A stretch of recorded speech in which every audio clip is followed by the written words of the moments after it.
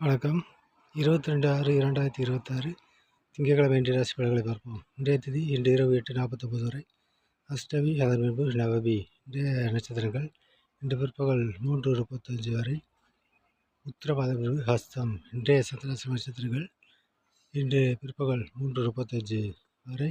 அவிட்டம், அதன் பின்பு சதயம். கவனமாக இருக்க வேண்டிய ராசி கும்பராசி நண்பர்கள்.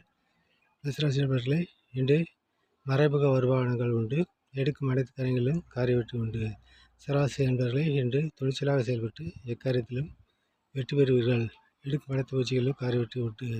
மிதுனராசி நண்பர்களே, இன்று பூர்வீக சொத்துக்களால் லாபங்கள் உண்டு. தாய் வழி வீட்டு உறவினர்களின் ஆதரவு உண்டு.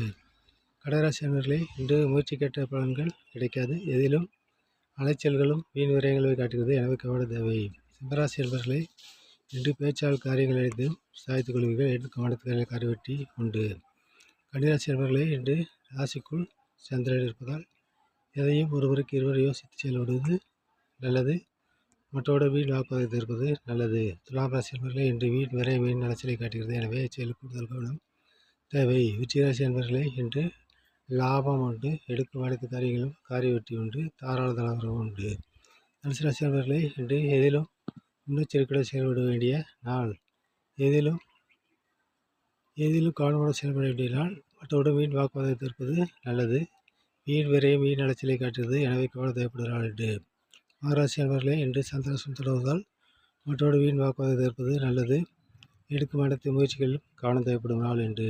கும்பராசி நண்பர்களே, இன்று பிற்பகல் வரை சந்திராசிரமம் உள்ளதால் குறிப்பாக அவிட்ட நட்சத்திரக்காரர்கள் மிகுந்த கவனப்பட செயல்படுவது நல்லது. புதிய பயிற்சிகள் ஆரம்பித்து தவிர்ப்பது நல்லது. மீனராசி நண்பர்களே, இன்று கணவன் உறவு சிறப்பாக இருக்கும். எடுக்கும் அனைத்து காரியங்களிலும் காரிய வெற்றி பெறுவீர்கள். வணக்கம் வீட்டு மேலே நம்முடைய சேனலில் பலப்படுங்க, சப்ஸ்கிரைப் பண்ணுங்கள்.